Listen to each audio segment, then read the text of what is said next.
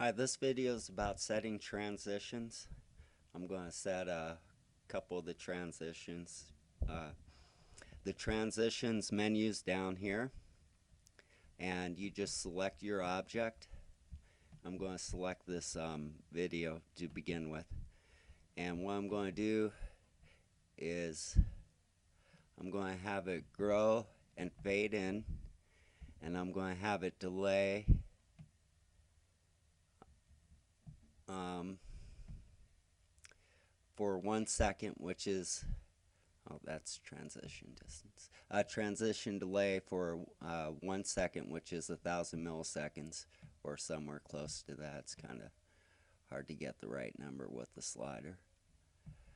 Okay, 1,000 milliseconds, and then I'm going to have it run for 2,700 milliseconds, and it's going to grow and fade in.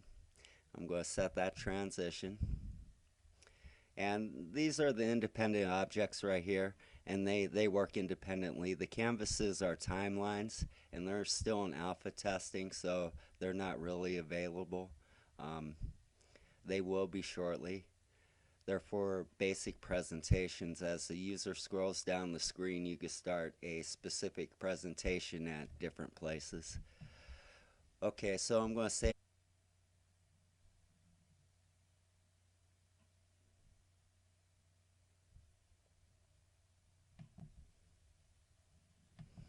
okay, I'm just going to review these transitions. Okay, this is pretty obvious, left to right, right to left. The default is off screen to on screen, but you use the transition distance.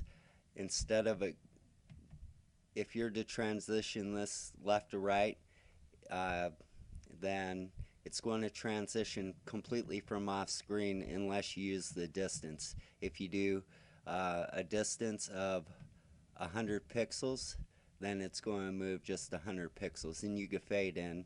That's a typical effect, would be 100 to 200 pixels with a fade in.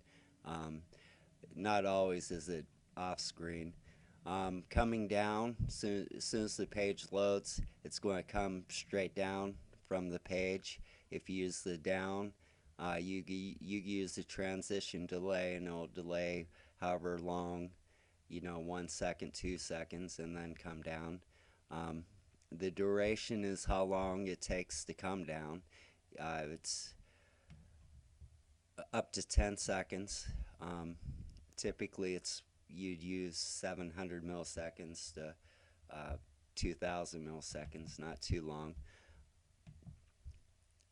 The easing is it coming in fast or slow? So easy in, easy out, ease in or out.